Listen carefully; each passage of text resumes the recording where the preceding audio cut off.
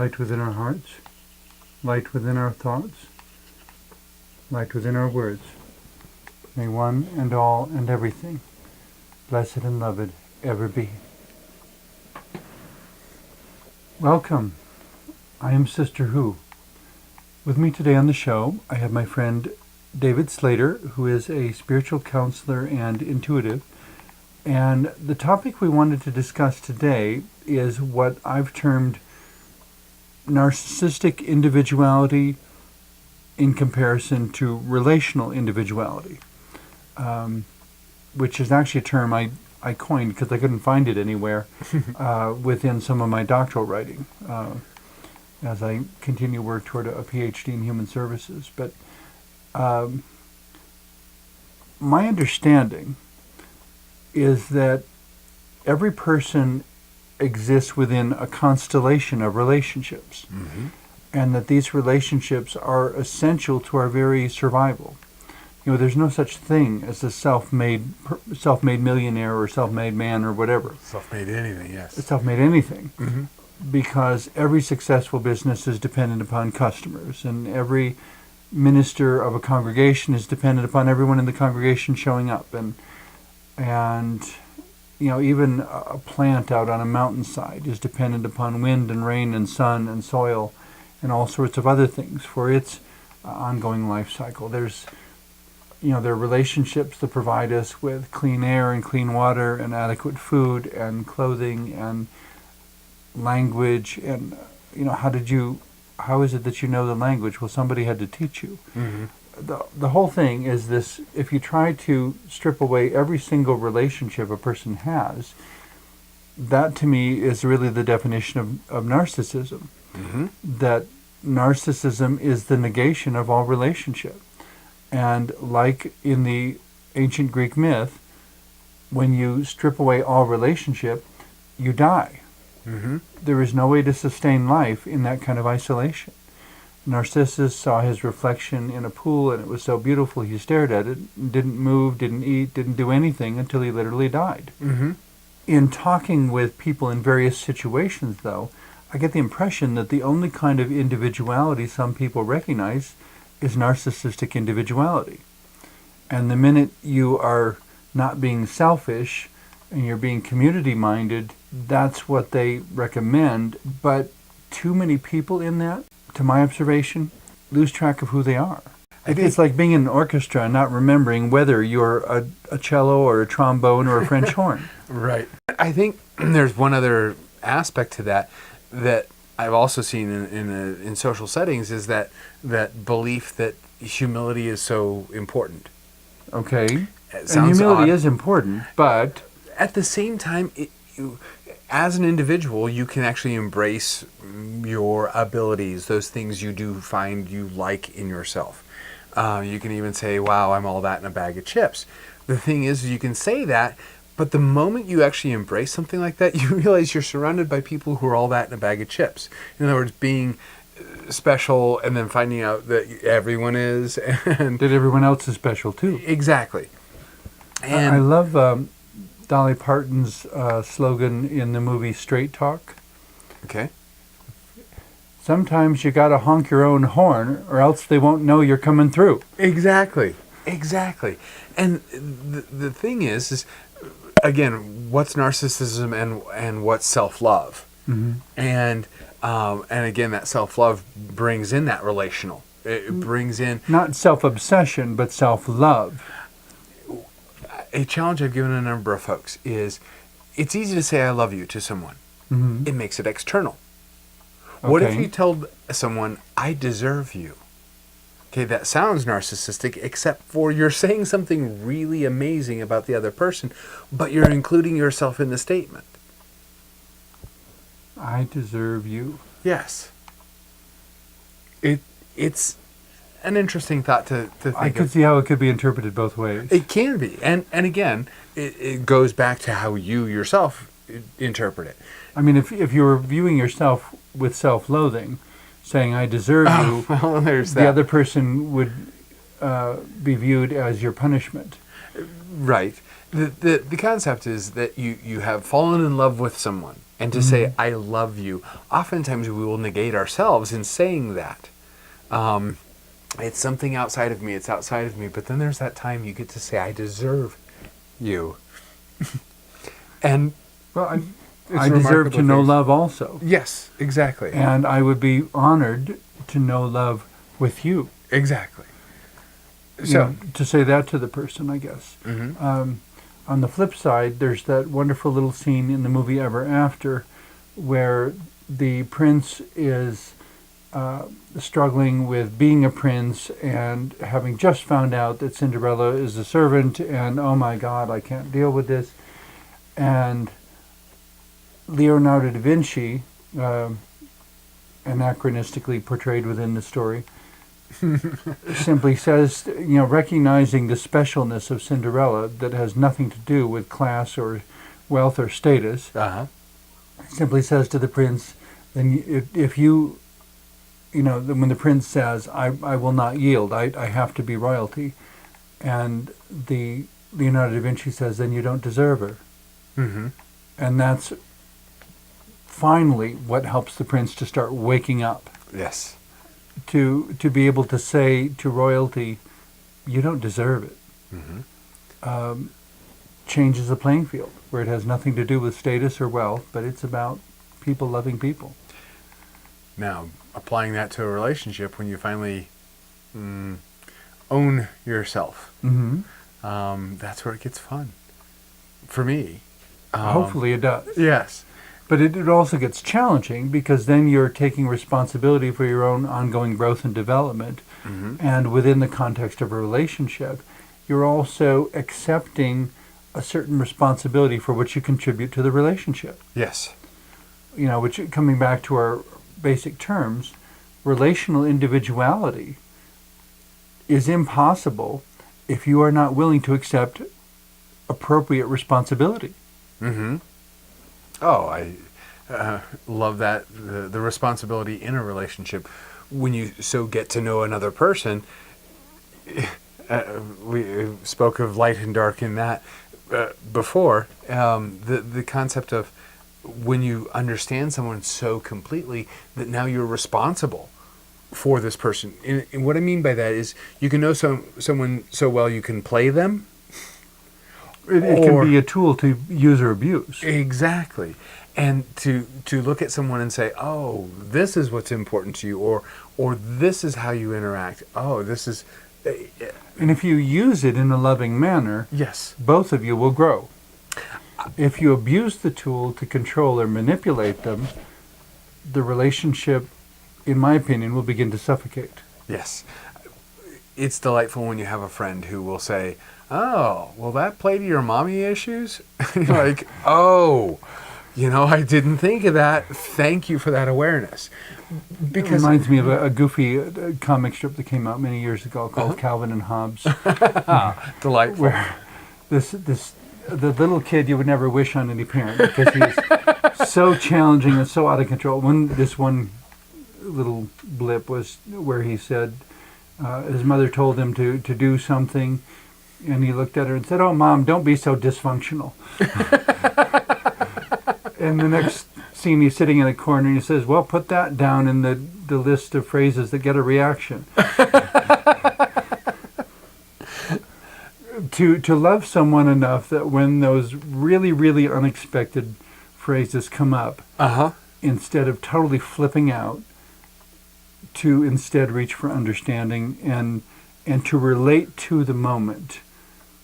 To be able to laugh at it. Yes. I mean, what a horrendously absurd thing to have a little boy say to his mother. And yet, might be some wisdom in it. My son did the same thing to me. He told you were dysfunctional? In a sense. I was standing in a group of other parents. He was 5 years old and in T-ball. I'm drinking a Pepsi, and one of those Pepsis that has the yellow cap on it. And my son walks up to me in front of all these parents and says, "Dad, are you a loser?" And I'm like, "Excuse me?" Laughing, because my son and I have this full understanding of respect for each other. Okay. And so I knew he wasn't saying what it seemed to be obvious he was saying. And of course the other parents are like, oh, what did he say to his father? And and I said, excuse me? He says, the cap. Did you win? Because it would tell you whether you won the game or not won the game. There was some sort of contest where there was a symbol on the inside of the cap. Exactly. Okay. And so that's all he wanted to know, is whether I won the game or not. And he asked me, are you a loser? And it was, and I said... Totally misconstrued by everybody within 10 feet. Exactly. And my response was, yeah, I am a loser. I didn't win the game. And that... You knew what he was talking about. I knew exactly. Once I said, excuse me, loser, and he said, yeah, the game on the cap. And, but it was... Some people will never get past that. That, oh my God, what did this child say to his father? And it's like, no, I already know what my son thinks of me. I already know what he... Did they actually think the moment had no past? I'm not sure what they thought. The only way their reaction would make sense is if there was no past, nothing that came before it, no context, no... if it was just in the moment, at face value, couldn't be more than what it looks like. Most things are not what they look like. Exactly. And it's delightful to build a relationship on such a deep understanding. And again, this same son, years later, he's a teenager. Okay. And again, we have this instant respect, this fully understood. There's no question to it. Okay. And I'd be in a group of folks and I'd say, hey, Zach, what do ignorance and apathy mean? And he'd look at me and say, Dad, I don't know and I don't care. So coming from a teenager, that's, he said something terrible to his father. And I'm like, you weren't paying attention, were you? Because... No, that is the answer. That is the answer. I don't know, and I don't care. Ignorance and apathy. And coming from a teenager to his father, it sounds the way it does, but again, it has like 2 or 3 levels of humor. Which, of course, someone who's a little quicker would probably look at both of you and say, are you setting us up? Whether you're playing a prank on everybody else in the room. And Spike, yes. Both were done. But again... Just pulled one over on the whole room. Yes. When you speak of the narcissism, it happens. The thing is the opposite of a narcissism, and exactly what you're talking about in a relationship. Being able to so fully open and embrace other human beings, knowing that the person that you are having this relationship with, that you so deeply know, is the one person that could hurt you the deepest, but because they know you so well and so completely, they can't hurt you. Or you are free to interpret that they are not attempting to hurt you. Yes. That because you understand each other, that what they said must have a deeper meaning. And then they can say that what would seem brutal to someone else, like I said, oh, would that play to your mommy issues? Of course. But forgive me, I'm always quoting from movies, but which I'm told is actually a symptom of autism also. But delightful. The movie Steel Magnolias, the funeral scene. Okay, yeah. Malin is caught in the throes of grief and anger, and she's just lost her daughter, and I just feel like I want to hit something hard. Here, Malin, hit Weezer. Come on, Weezer, this is your chance to do something for your fellow man. Come on, Malin, knock her lights out. And in the background, you have Dolly Parton's character going, Clary, have you lost your mind? But it throws this tragic scene into such comedy. You know, when Clary explains her wisdom later and said we needed to laugh. Yes. You know, and anybody, you know, because they knew each other, they knew it couldn't possibly be serious. Yes. But they were so caught off guard that, of course, that's what made it work as a comedic scene. Mm-hmm. Because it was a total surprise. Yes. Yes.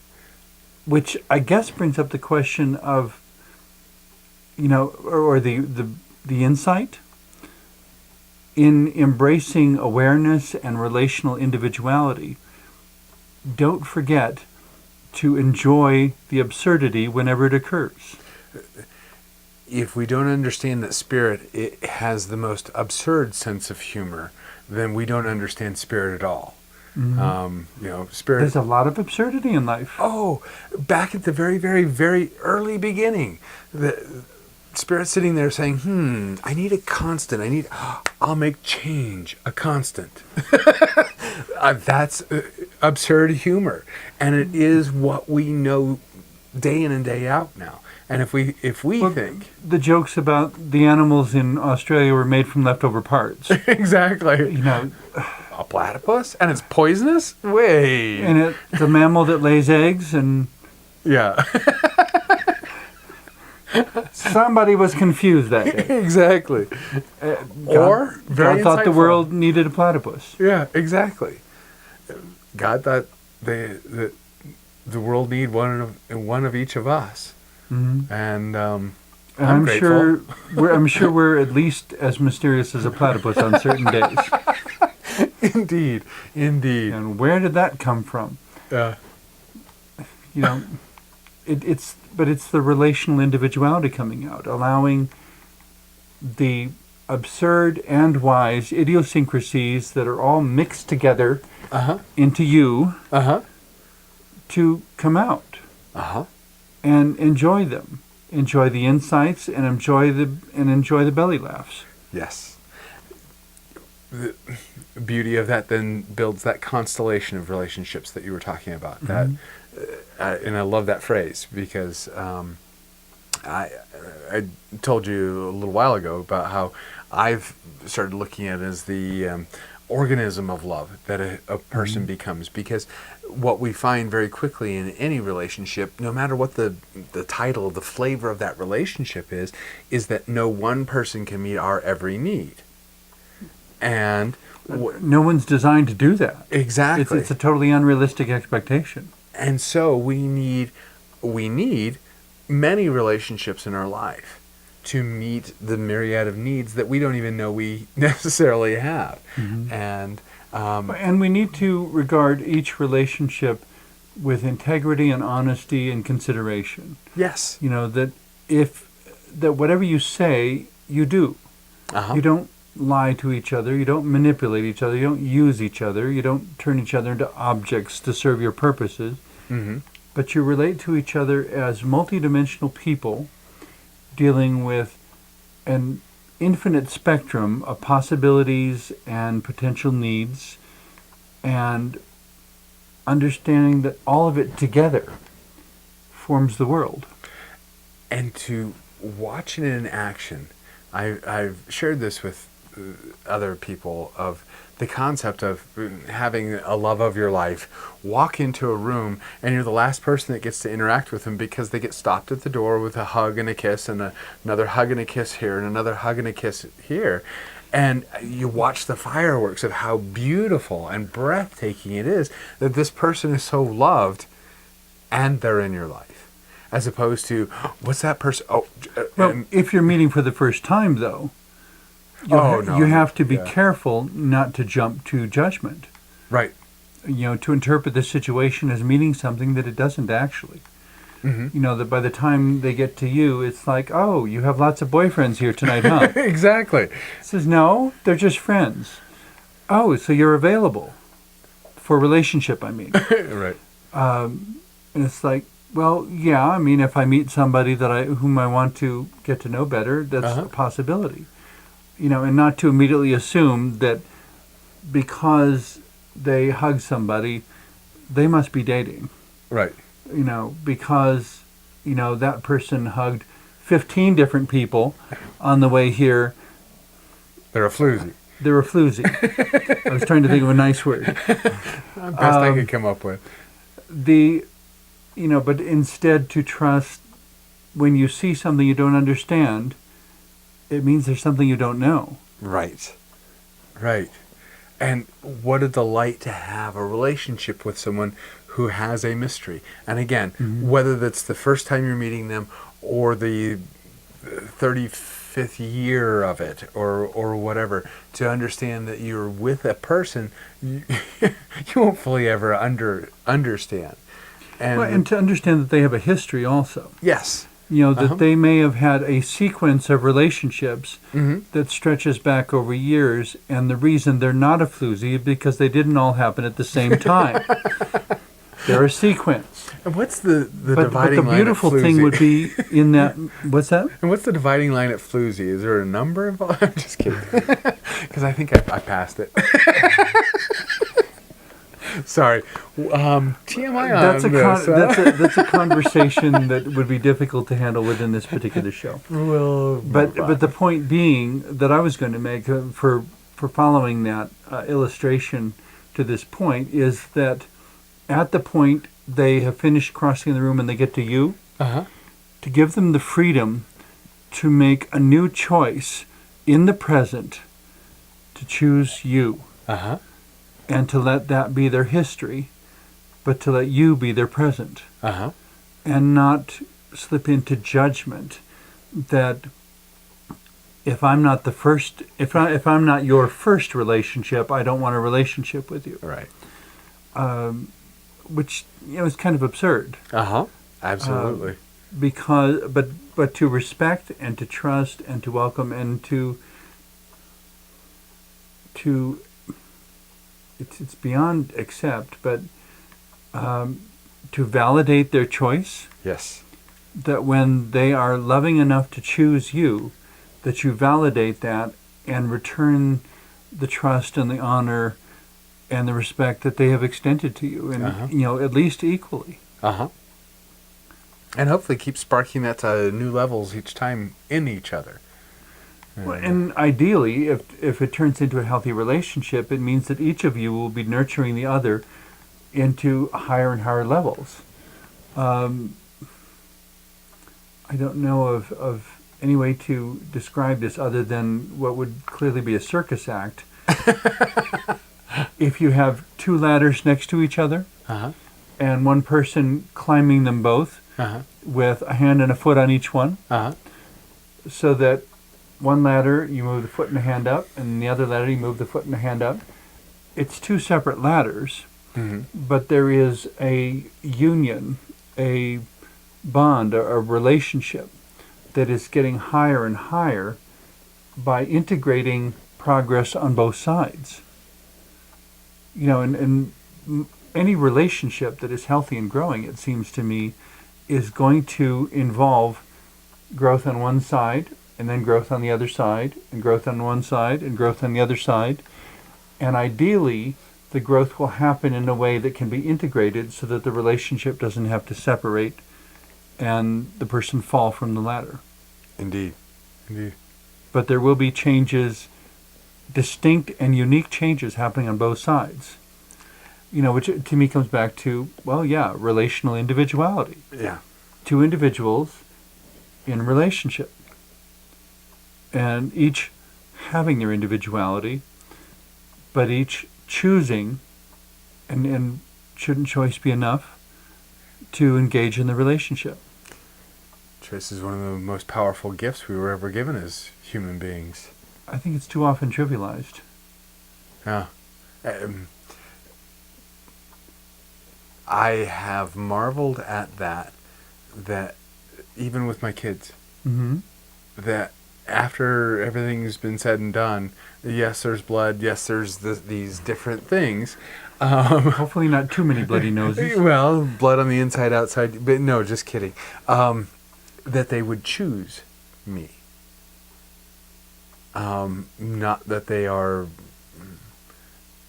have no choice. I've seen this many times in a parent when Choose you in what sense? Choose to continue having a relationship. Because even if you live in the same house, you can be totally estranged from each other. Yes, or choosing to trust you, choosing to be open with you, or choosing finding to tell you anything, or finding no value in that other person relationship-wise. They served their purpose till that person was 18, and there's really not much use after that. I've seen it in parents a bunch of times, and it's wonderful when the child becomes the adult. And they're like, if I didn't know you, I would want to know you. That it's not just because of a parent-child relationship. I find you have made remarkable choices that makes me now happy for The who child you are. saying that to the parent, or vice versa? Yes. Or Vice both? versa. Yes. Both. Yeah. Both. Okay. Yeah.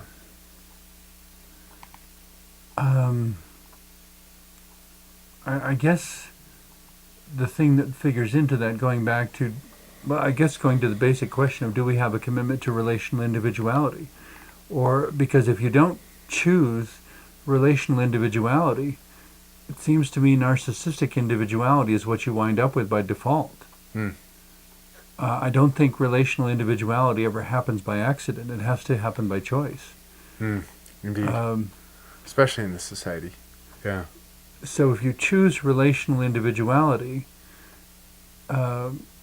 choosing to be open, choosing to trust, choosing to let them see you instead of hiding from each other. Ah, that's a huge one. To be vulnerable enough to be seen. I mean, narcissistic individuality isn't just about shutting others out for the sake of, ignoring them. Mm-hmm. But it's about building a wall around yourself so that they don't even know what is on the inside. Exactly. Indeed. Relational individuality requires, I think, openness and honesty. Indeed. Any final comments as we wind up our... I had a blast with this conversation. That's the best I I hope can- it's very helpful to everyone who's watching also. But thank you for everything you Bet. shared. Thank I you really very much. appreciate your collaboration in this. Good.